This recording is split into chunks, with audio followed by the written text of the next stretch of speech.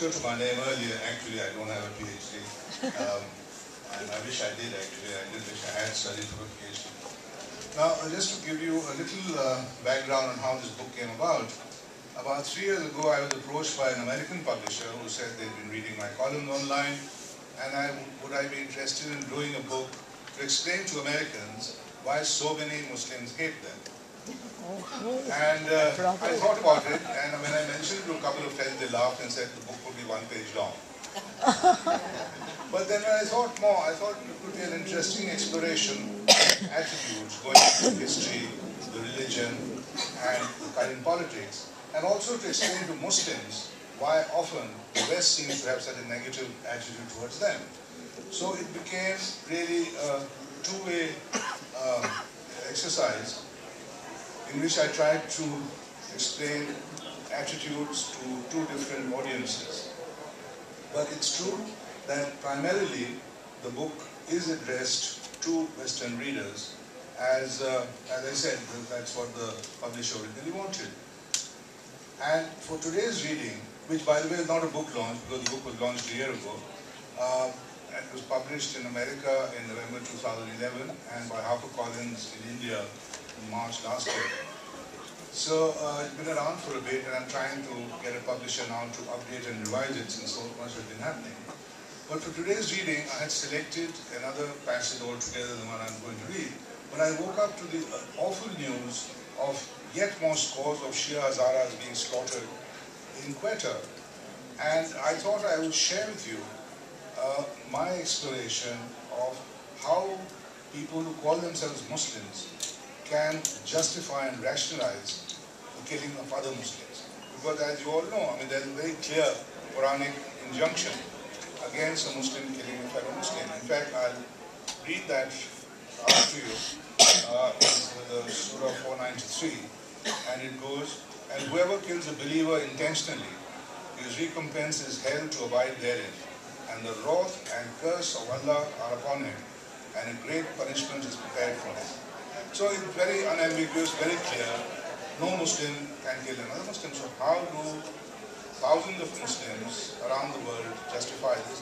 And how do other millions of Muslims, if not support, but almost condone these actions? So I'll just read you a bit of some of my research on this. In order to justify violence against fellow Muslims, extremists have resorted to the doctrine of takfir, or the renouncement of a believer as an apostate. Apostasy is punishable by death. Thus, Muslims accused of takfir, i.e. deviating from their faith, can be legitimately executed. Traditionally, only the authority of the religious hierarchy of an Islamic state could consider a case before declaring a Muslim a kafir or non-believer.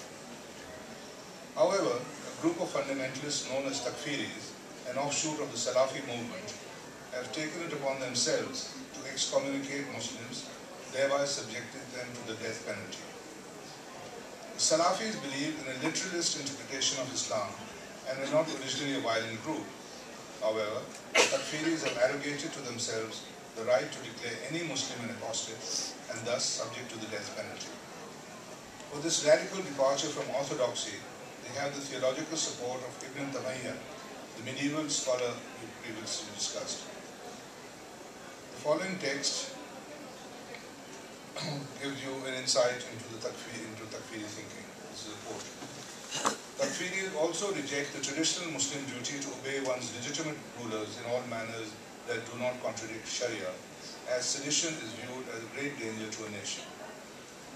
However, Takfiris consider all political authority that does not abide by their interpretation of Islam as illegitimate and apostate, a view which closely mirrors Sayyid Qutb's views on Jahiliyyah. As such, violence against such regimes is considered legitimate. Takfiri views on suicide also differ significantly from that of Orthodox Islam.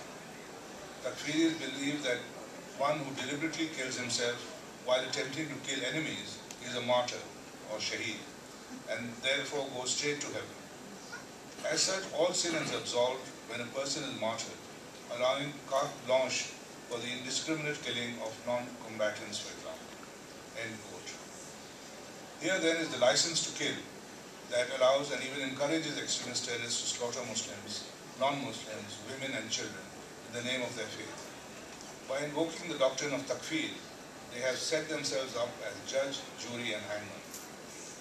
Whether flying planes into the Twin Towers or sending waves of suicide bombers against their fellow Muslims in Pakistan, Saudi Arabia and Afghanistan, Al-Qaeda, drawing its inspiration from the Takfiri theology we have discussed, and its ideological partners, consider their bloody acts to be perfectly righteous and legitimate. However, Takfiris are clearly a tiny sect. The foot soldiers of the jihad do not get into the finer points of theology to arrive at these murderous conclusions. Nevertheless, once they have been told their acts of terrorism are not only sanctioned by Islam, but also lead straight to heaven, they are quickly brainwashed into becoming human bombs. I've gone on, I've researched Islamic texts to quite an extent. I was curious myself, how do these people justify their acts? And as we all know, if you cherry pick from any text, any religious text or dogma, you can get what you want to justify your acts. And I'm afraid that these people have used texts or put very selective readings of the holy text to justify their actions. Now, there is a very slick, or was until recently, online magazine run by Al-Qaeda in Yemen called Inspire.